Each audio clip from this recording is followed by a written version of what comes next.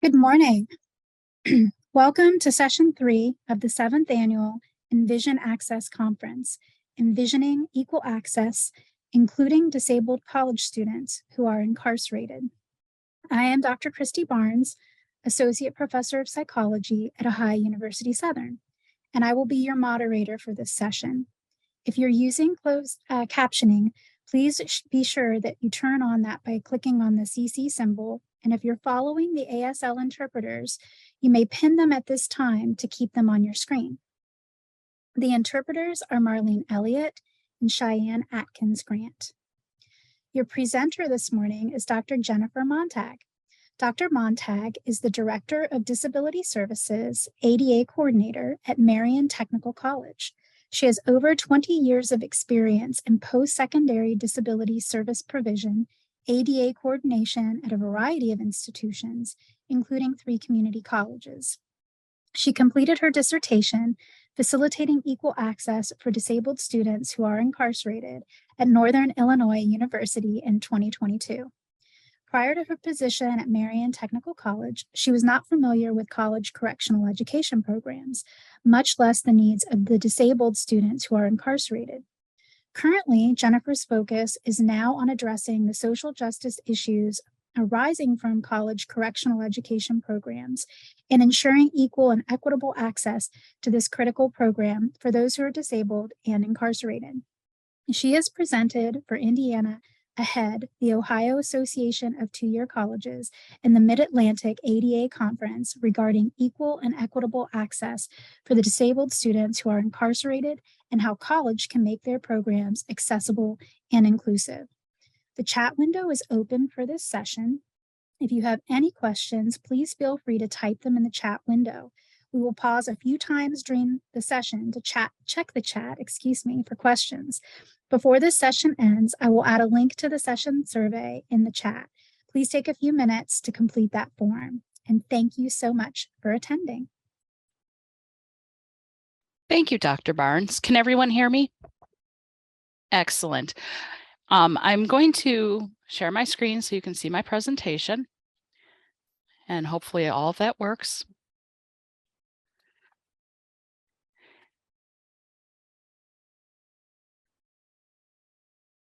Are you able to see my presentation?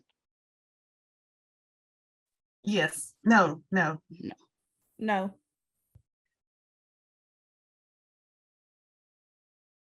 Okay.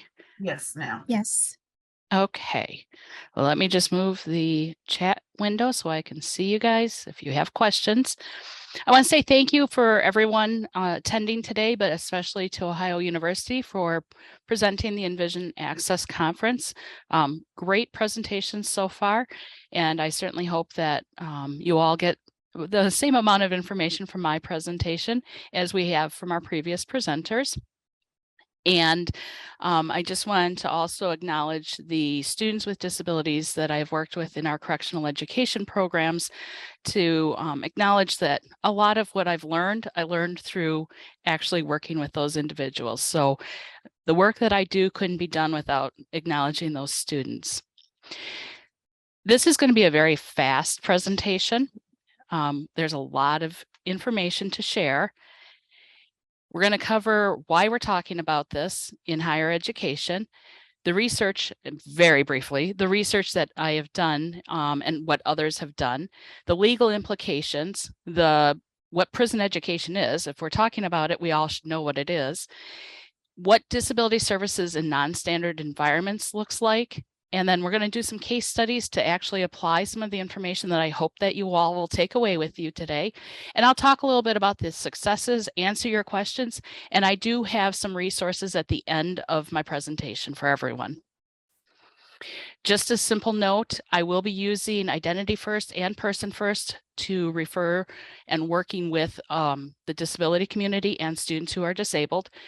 I do use person first when we talk about the students who are incarcerated. So the terminology use of inmates is not person first. And we tend to prefer those who are incarcerated or those who are justice impacted. And that also includes those who are actually returning citizens to the community after they have served their sentence. Basically, the reason for this presentation is that the Second Chance Pell Grants are going to be released in July of 2023, so in just a few short months. And that means that anyone who's incarcerated can actually use federal financial aid to take college classes. What we're seeing is there's a large number of colleges that are seeing this as an opportunity to gain more student population, and they're starting to build up their correctional education programs. It's not easy, it is a challenge. I just want to make sure that those students who have disabilities are included in those correctional learning opportunities. Currently, Marischek et al. From 2021 stated that there's 38% of those who are incarcerated have a disability. That's almost double the number of students from the NCES study that said that students with disabilities enrolled in higher education is 19%. My personal experience, like in my introduction, I had no idea that colleges were providing education in a correctional setting until I came to Marion Technical College. We have classes and degrees in 2 correctional facilities. Both are medium security. They're both considered state prisons. One is run by the state, one has a private company running it, which creates its own complications. Due to a lawsuit back in, I think it was 2013 or 2012, Ohio had to identify ways to provide accommodations for the individuals who are deaf or hard of hearing and in the correctional system. They were not providing sign language interpreters, real-time captioning, video phones, TTYs. They were not providing communication access. So in response to that, the state of Ohio determined one of the 2 prisons that we serve with our correctional education is actually identified as one of the prisons at medium security level, that if a student or an inmate, an incarcerated person who is deaf wants to have interpreters, that location is where the interpreters are actually contracted for. There's one for the maximum security, one for minimum security, but those tend to be the locations that those who want communication access and to have others to talk with that use sign language, that is the location that they use. So we have a very large deaf population at the one correctional setting. And my first semester in my new role, we actually had 2 students who were deaf who had identified that they wanted to enroll in our correctional education program.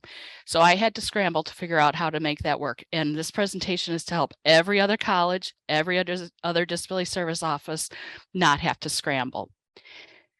Based on the work that I've done for the last 4 years, I currently have 26% of my entire registered population with disability services are our students who are in our correctional education program.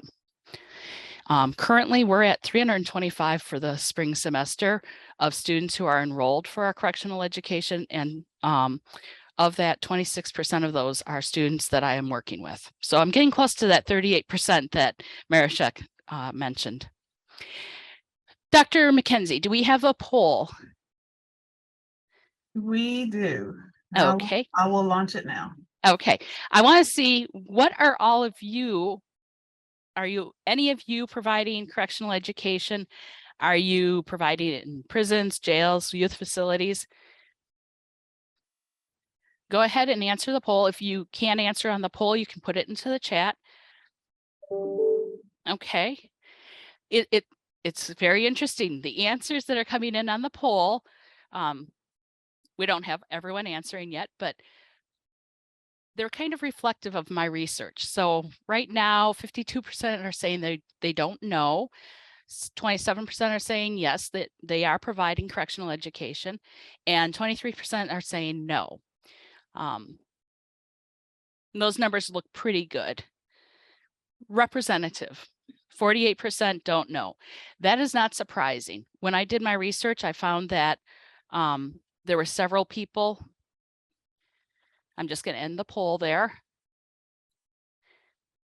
Okay. And there's the results. Okay. So that's very interesting data. What I found with my study was that many of the people I contacted and I identified as having a correctional education program, it might not necessarily have been college education. We'll talk about that in a minute, but they were surprised. They didn't know that their institution had correctional education or had been identified as a correctional education facility. The research I did was mixed methods. I identified 158 community colleges across the United States, all different sizes, who have identified as having correctional education programs. And that was through, I used the Ascendium list. That came out just as I was beginning my research.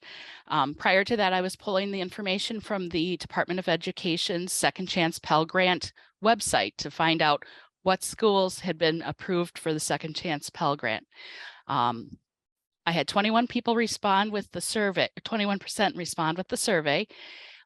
Of those that responded, almost 58% of those that responded were providing accommodations to students who were disabled and incarcerated. Unfortunately, and this was the part that I had to identify through the interviews, the qualitative section, only about 47% were providing only one type of accommodation, and it was usually just extra time on tests. One school only was providing sign language interpreters when the institution would contact them, but that was the only accommodation that that school was providing for any of their students. And the reason for that, as I found out through the qualitative portion of my research, was there were several barriers that the institutions, the disability service providers at those colleges were experiencing. The biggest barrier is the prison environment itself, that it is very stringent in its security, of course, but those stringent security protocols affect what disability services is able to provide, how we get those services into that setting, how do we even get a sign language interpreter approved to go into that setting? Are we able to provide any services that would rely on the internet and like remote captioning if somebody didn't know sign language? That also was one of the big barriers, was the lack of technology access. Many institutions identified that their programs did not have any sort of technology component that they could provide the assistive technology on. So getting books on CD, they might not be allowed to have a CD player, or getting books in accessible format for a student who needs audio format.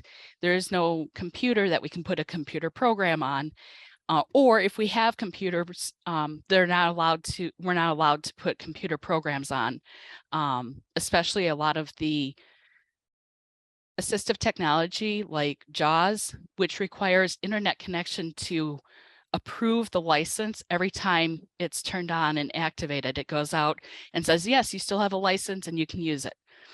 So that was a secondary big barrier. The limited access to the incarcerated population to get connected with the students who have disabilities and getting documentation from them. They're incarcerated. They might not be able to access their high school records for an IEP or a 504 plan. They might not be able to even get anything from the prison setting itself if they have a recent diagnosis of a mental health condition. The other thing that 8 of the interviewees stated that was a barrier was the staffing numbers, that with limited staffing in the disability services office, they were limited in anything extra they could do other than providing the accommodations right for the general population on the campus. And finally, there were several individuals, and this goes back to our first poll that many of you said, I don't know, that there was a lack of understanding of the legal requirements, the responsibilities, or even just knowing that you have the program. There was a lack of communication between the correctional education program and the disability services office. So Dr. McKinsey, if we could start poll number 2, I want to know what your ideas are or what your knowledge is about accessibility laws that would apply to state and local correctional facilities. So go ahead and on poll 2, which of those would apply? The ADA, Section 504 of the Rehabilitation Act, IDEA, state access non-discrimination laws, or none. The individuals are incarcerated and the laws don't apply to them. Okay, we've got some answers coming in.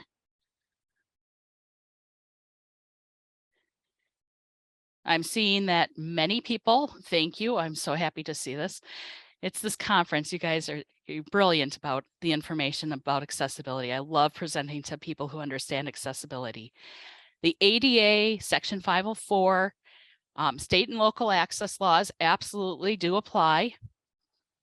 And then we have 25% saying IDEA would apply and 5% saying none because the students are incarcerated and the laws don't apply to them.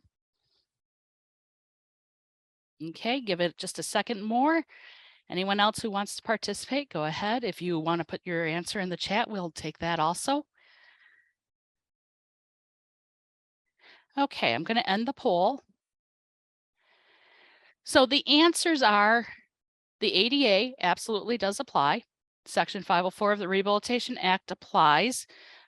Most state and local institutions have passed through funding from the federal government.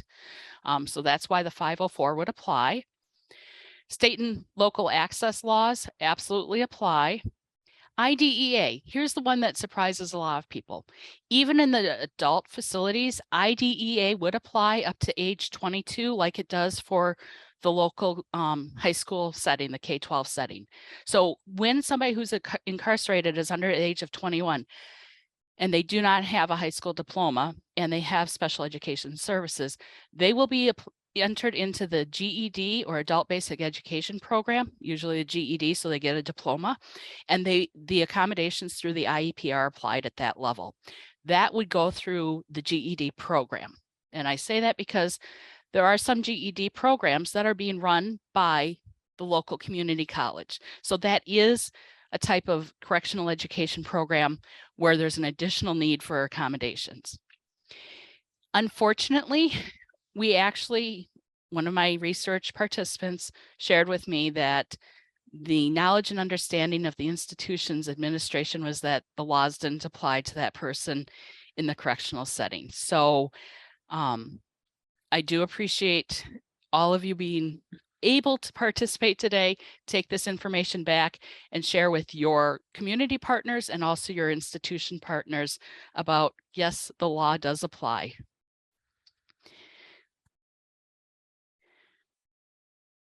Okay, moving back to the topic at hand, there are several recent court findings. The most recent was the Department of Corrections for Minnesota was found by the Department of Justice to be discriminatory in their GED program. Like I said, GED programs have to provide accommodations, especially the IEP accommodations, and Minnesota was not doing that. And so just in February, they were found to be non-compliant and they have to now follow the Department of Justice's consent decree. Vermont Corrections was issued a settlement agreement back in October of 2021, ensuring that the correctional facilities have to provide access and inclusion for educational, counseling, and recreational programs for those who are incarcerated and have disabilities. In 2019, the New York State Department of Corrections identified that their correctional facilities tended not to provide access, and they issued a memo to all correctional facilities that they have to provide the accommodations, and it stipulates what those accommodations look like in the process to do that. The National Association of the Deaf in 2020 issued a memo on the rights of deaf and hard of hearing inmates. And then there's a recent book, Deaf People in the Criminal Justice System, that has separate chapters that are highly relevant. If you have time, that would be a book to read. I can't say enough good things about that textbook. It's not a textbook, but it is a textbook. And then there are a couple cases that are going through the system right now. The National Association of the Deaf is in the process, and I have not seen since 2018 any updates about their lawsuit against the Georgia Department of Corrections because Georgia is not providing effective communication access along with other non-access for other disabilities. So to summarize quickly, the ADA does not stop at the prison gates. individuals who are incarcerated still retain their civil rights to access and inclusion, their full right to accommodations as needed based on their disability. I do want to note that the Niles Bolton court case again with the Equal Rights Center was all relevant to Niles Bolton said the accommodation is delegable to the contractor they contracted with, and the court system came back and said no, accessibility accommodations is non-delegable. So if you have a program, you as the program sponsor, host, have to make sure the accommodations are available. College education in the correctional facility is the college's program. It is the college's responsibility. They can work it out with the correctional facility administration or the Department of Corrections through a memo of understanding how that will be worked out. But it has to be spelled out and it has to be followed. And the college or university has to ensure that they have ways of monitoring that to make sure people are not slipping through the cracks and that responses to the requests for accommodations are timely. Dr. McKinsey, can we have poll number 3 up? So I've talked a lot about correctional education, but what exactly is correctional education?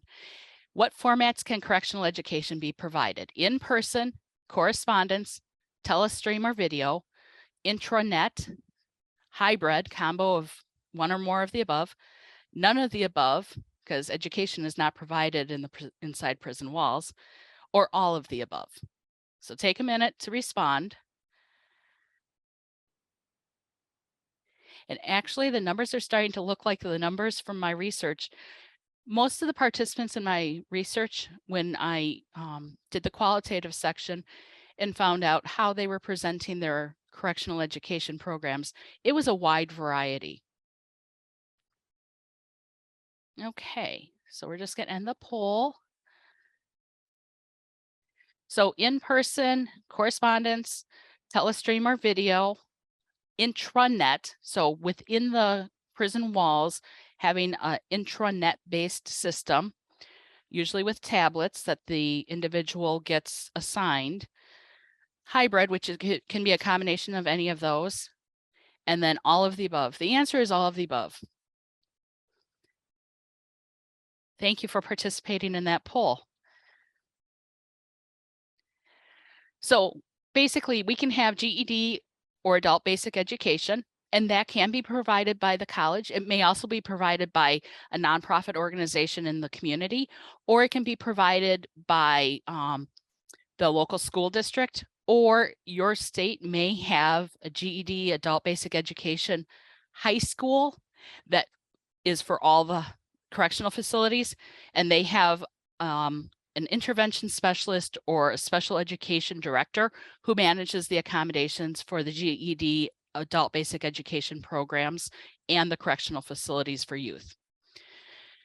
There can be vocational training programs, and those can be through the college or university, and they can also be through nonprofit organizations. There's K-12 education that's offered in the youth correctional facilities, and then college education classes, which can be college or university. It can be general education classes. It can be specific for a degree or program.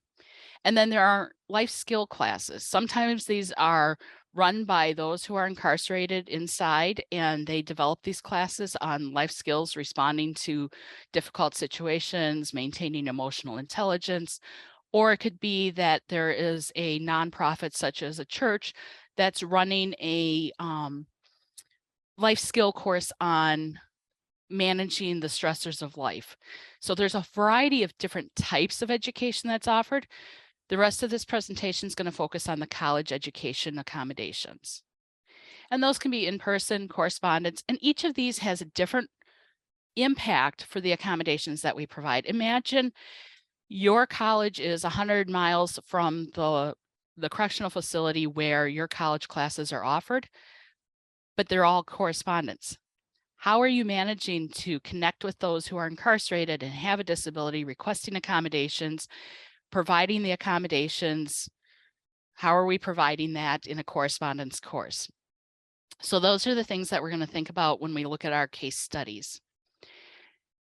Dr. McKenzie, can we have poll number 4 up? So what are you currently providing if you're providing accommodations for the general student population? So think about the general student population on campus or online, but the non-incarcerated students. What are you currently providing? Test accommodations, accessible textbooks, allowing students to record the lectures if they have note-taking needs, real-time captioning, sign language interpreters, assistive listening devices, or none of the above. Okay. Again, the respondents to the poll are mirroring the information from my research that test accommodations is one of the biggest accommodations that we provide in the general population, but it's also basically the only accommodation that's currently being provided by most schools in the correctional facility. And then audio record lecture, we have 80% of the respondents saying that that's one of their accommodations. And we'll talk about that briefly because that is a whole different ballgame when you're in the correctional facility. So things that we're very used to in the general student population for accommodations become barriers or more complex in the correctional facility.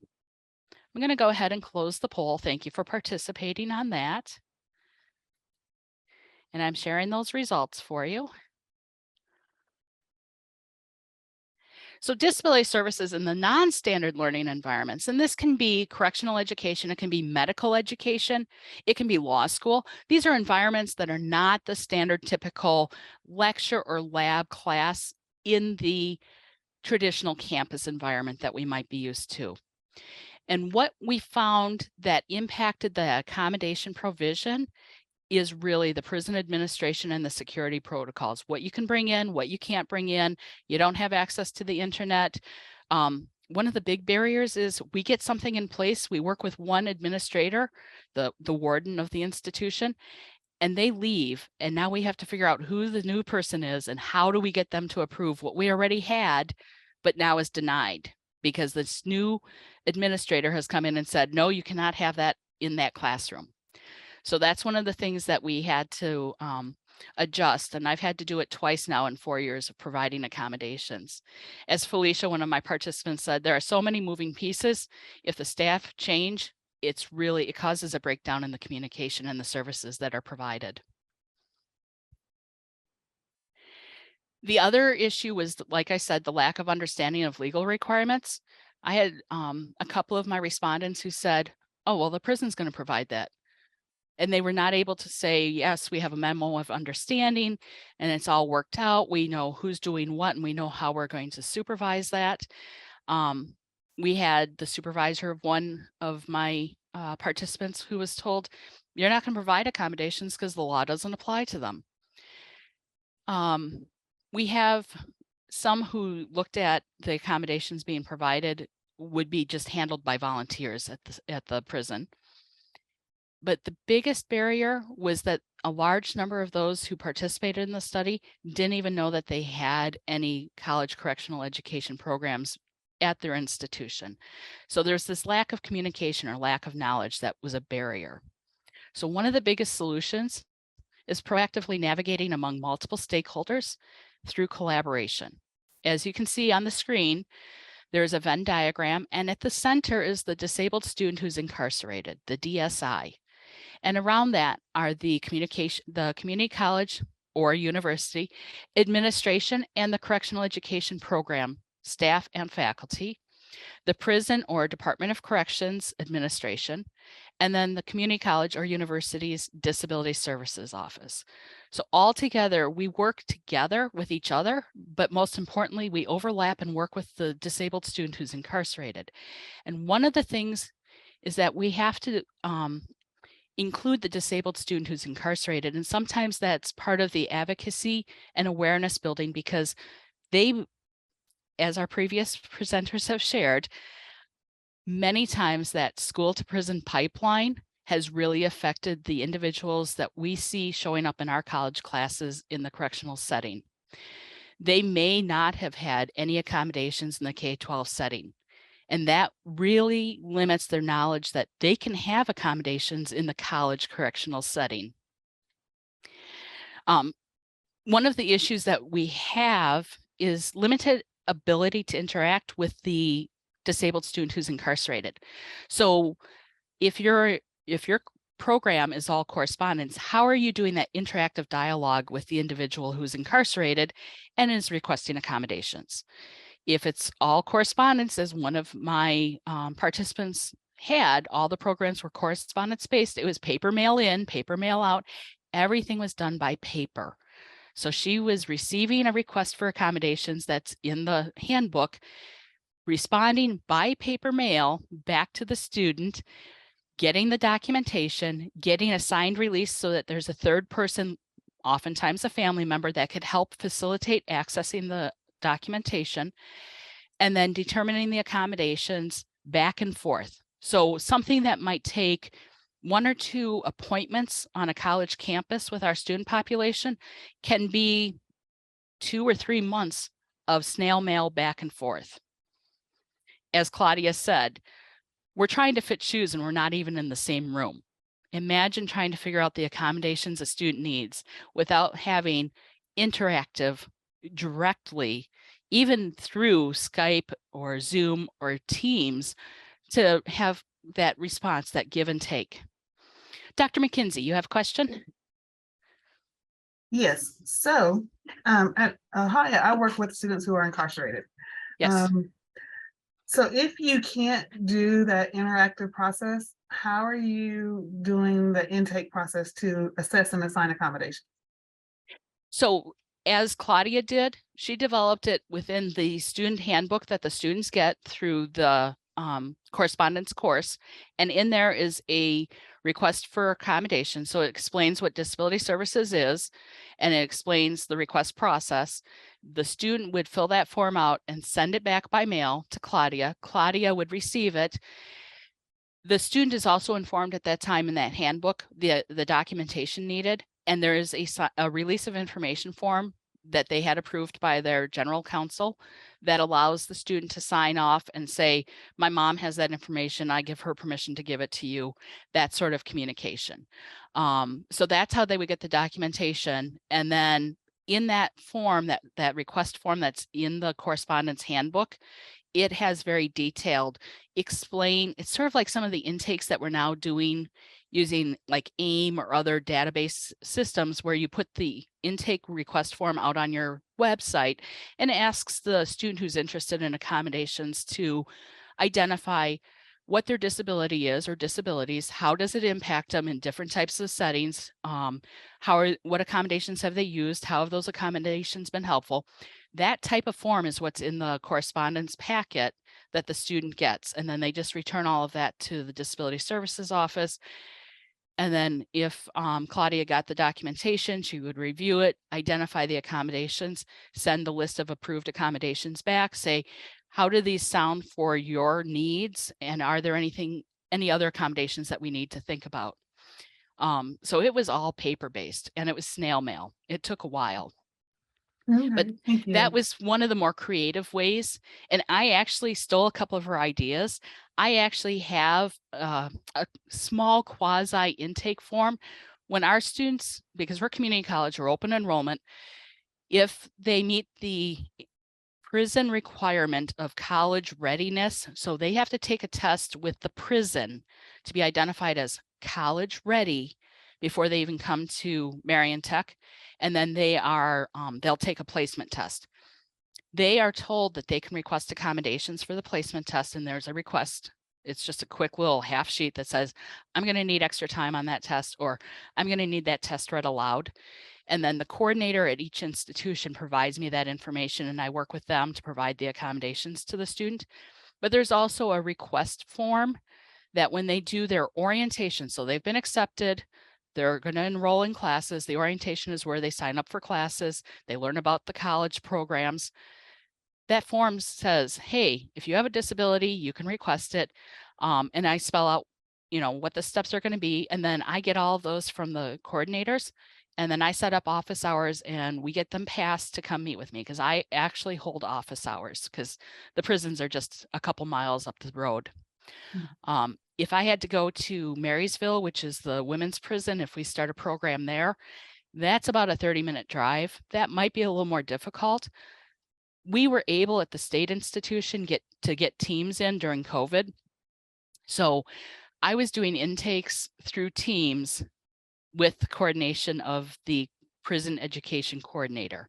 That may be an option also, is Okay. to see if electronically you can do those intakes, and it's a little bit faster than paper-based. Okay, thank you. I know, a lot of information It for a is, simple question. but it's needed, so thank you. Thank you. Thank you for asking.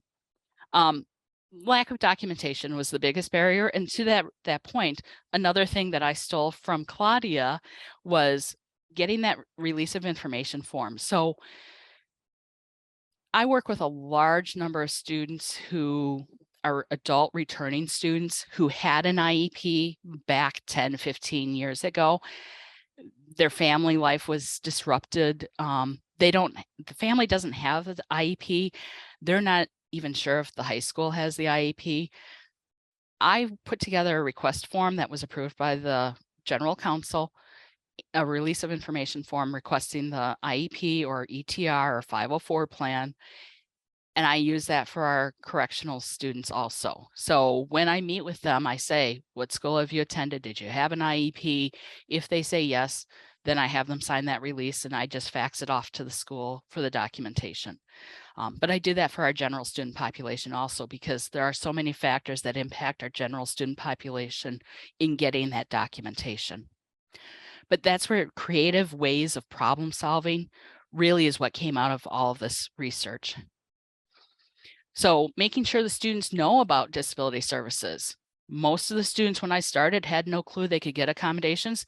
They really didn't get accommodations in high school. Most of them left. I mean, I teach out there, I teach first year experience. I'd say about 80% of the students that I work with in my classes are students who dropped out and got their GED. And part of it was they really struggled with the school setting, and it's either undiagnosed or they were diagnosed, but they weren't provided appropriate accommodations to support them for what they needed at that time. So the inquiry form, the request for information, the release of information form, the service request form, I hold office hours. My colleague, who's also going to be presenting with me at the National Head Conference in Portland in July, Adam and I both hold office hours, but not every institution does that. 2 institutions I interviewed with, they had a proxy. So they identified somebody within the correctional education program, provided training and support for that individual to extend disability services out to the prison setting through that proxy. So that's also another option, Dr. McKenzie. Just having somebody who's a staff member being able to bring paper in and out. Another participant in the research, they actually had the director of the program was the paper carrier. So papers went in and papers came out, and that's how they took care of a lot of the paperwork part of it. And then Claudia did have a release of information to have a family member that they could speak with to more quickly resolve issues or problems in the service accommodations. Technology access, big barrier, especially when everything we do these days in our offices for accommodations is all technology based. One of the first things that I encountered, and several of you say you provide audio recording for the lectures, was we can't bring in tape players. There is no recording allowed inside. Visual recording or auditory recording is not allowed. Well, what are we going to do for all these students who need note-taking access? So I had to go old school. I have boxes of carbonless paper in my office because I provide that to the students who are our student aides. We have aides who are through our program, and they actually will sit in and take notes as their job for the students that need note-taking access accommodations. But I had to go old school. I mean, I would have done carbon paper if we still had it, but carbonless paper works better. But Cassie said it was like she went into the twilight zone trying to do all these accommodations and no technology for it. Live reader. We're doing live reader, but I also have one of the exam reading pens, which does not have internet access.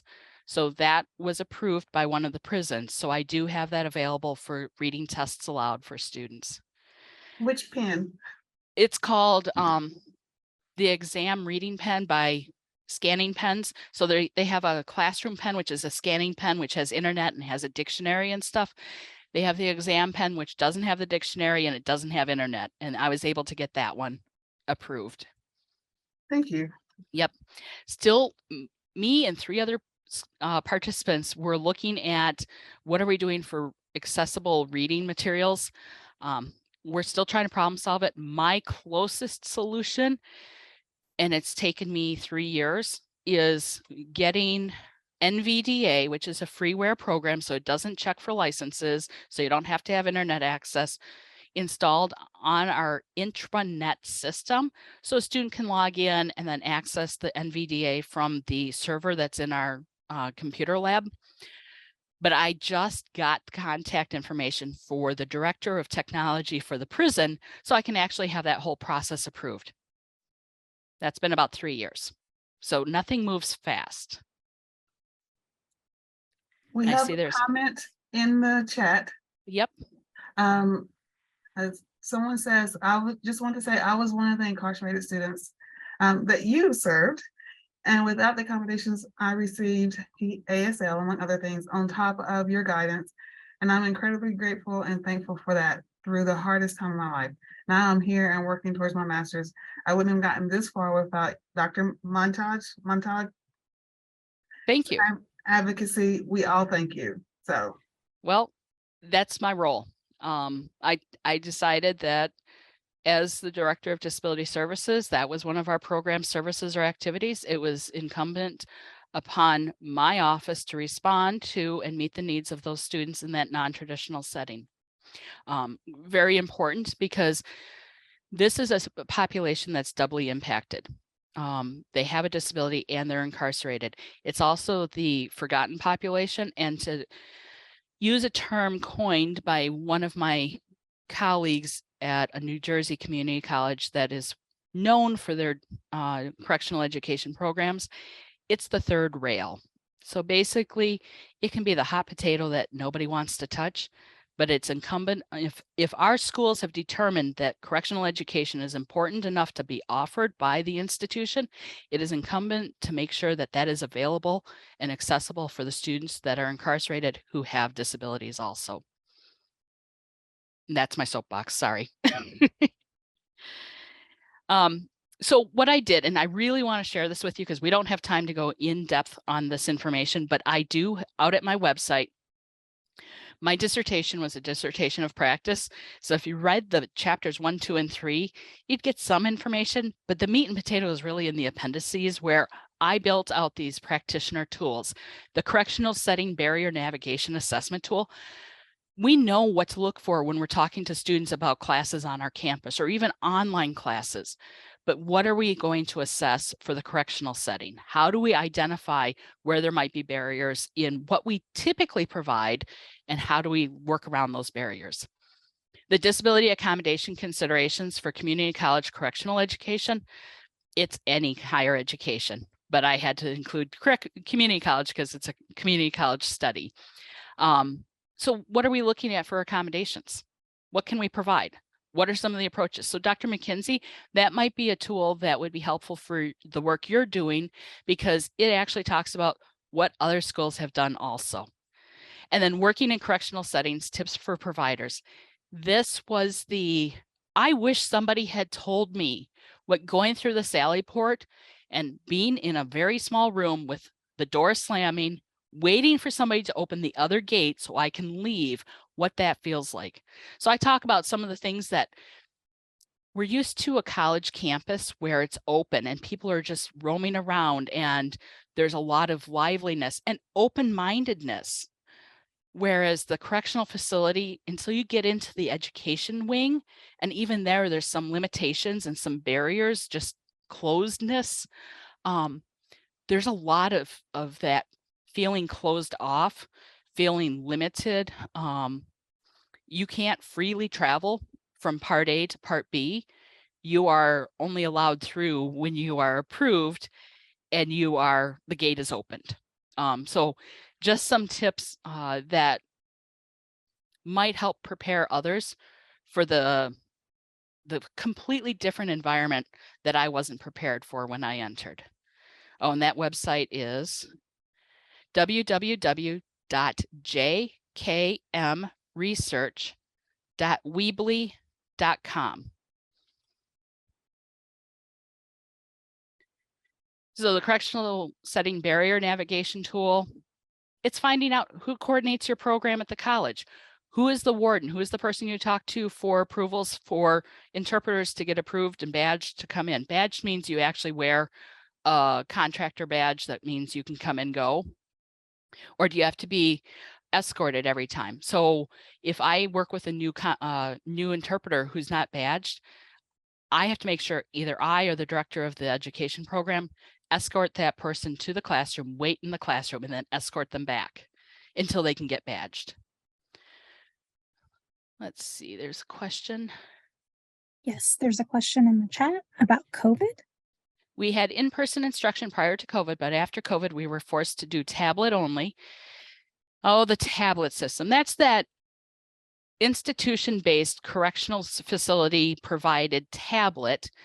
JPay is one of the brands, GTL is the other, where the student would connect to a kiosk to download the materials from the our courses are Canvas-based. Most of the GTL or JPay systems are Canvas-based, and then our materials would download to the tablet, and then the student could upload their finished work, and it goes to the Canvas course, and then the teacher can grade it or review it. But the kiosks often didn't work. Many of the materials would not download fully. Many of the students were not able to upload their materials. So technology, when we speak technology, it impacts the services we provide for accessibility. But if you talk to anyone who's teaching in the correctional facility, it is really impacting correctional education because there's a lack of what we can do and what we can provide for students that is reliable and efficient.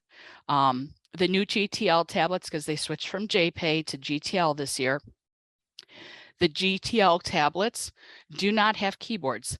The old JPay tablets had an external drive, USB drive port, where we could get them flexible, clear, see-through little keyboards. They're very small, but they were keyboards. The new GTL tablets don't have external keyboards. They don't have a lot of the accessibility, like anything audio, just to even sign in. You have to type in your passcode, which is your inmate number, and then you have to do you have to hold the camera up so it can do facial recognition of you before it lets you into your GTL tablet. So far, I'm waiting to hear how that's working for the students who are blind.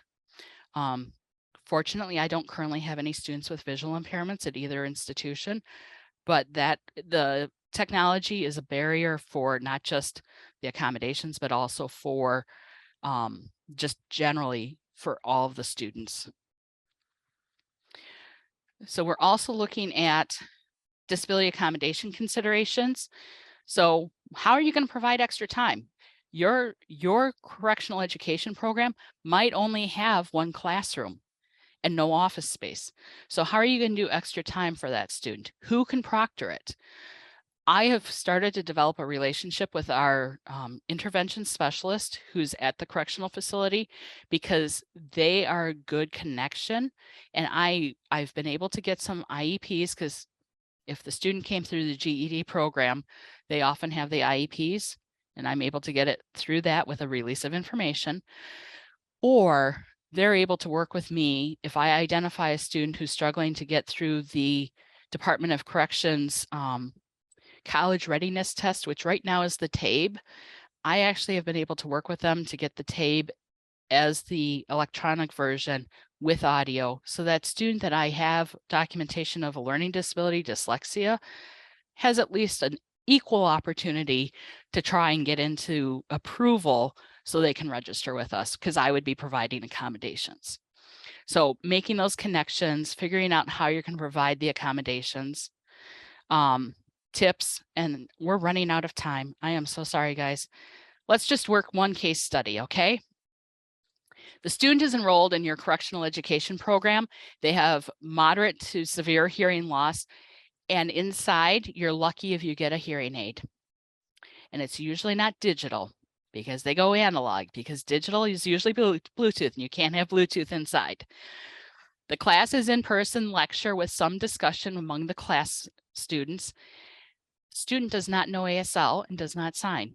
What are our options for communication access? What should we be looking for, and how do we provide access for that student? Any ideas?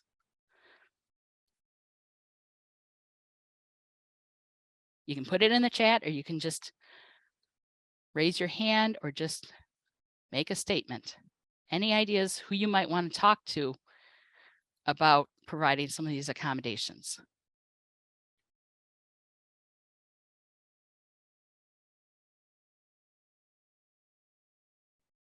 Well, what can we do for somebody who's hard of hearing that doesn't know sign language? What options do we have? Rudimentary answer is note taking, but I don't find effective. I would say it's not effective either. Note taking is not providing full and equal access. But if I have to provide note taking so that they have some information from the class while we're trying to figure out how to problem solve, that would be great. CART or live transcription, absolutely. So my first thought was providing real-time captioning. Okay, so do I find a live transcriber and get them badged to come in with their equipment? Can we even get their equipment approved to come in? Okay, probably not. So what about remote? The institution that this happened at was the institution that we had teams on, and we continue to have teams. And I said, that's it. I need to talk to the IT person.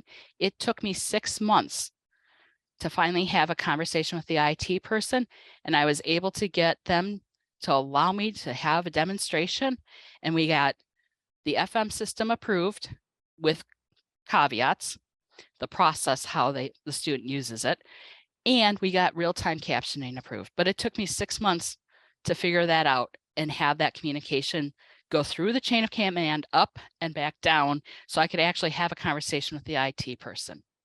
So that's just one case study. And I had several other case studies, because these were all things that either happened to myself or the people that I had participated in my study, that really are things that you're going to encounter in the correctional education setting. But I want to leave 2 minutes, sorry that I don't have more time, for questions.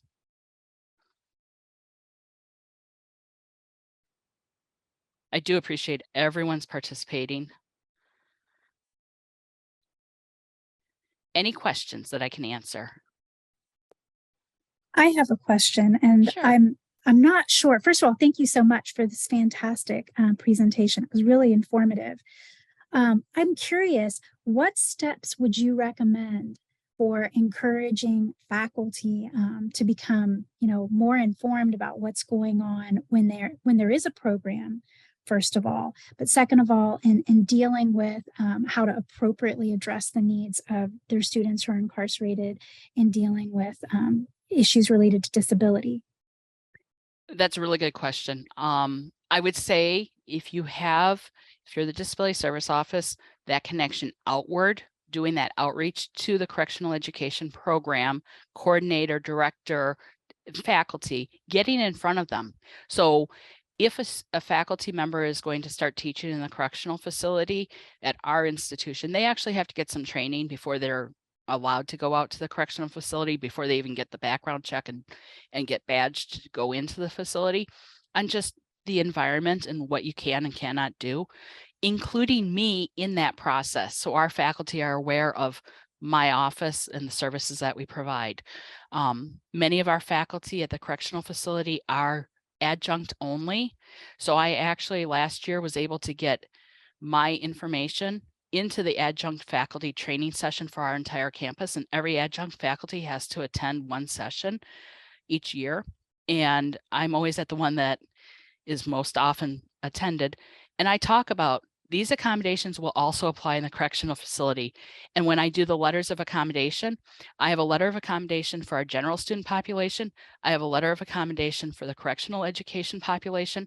And I have a letter for the dual enrollment or CCP, college credit plus population, because the way that I word the accommodation is going to say, extra test time 1.5 times, and in parentheses, student will inform faculty, faculty will work with, and it's either Ms. Edmonds or Ms. Thompson, who are the coordinators at the two prisons, and disability services to facilitate this accommodation. So I very clearly spell out who we're going to be working with, and it's a team effort to make it happen. So collaboration, I think, is probably the biggest thing, and awareness building, making sure the students are aware of it, but also making the faculty aware of it. Thank you. Thank you.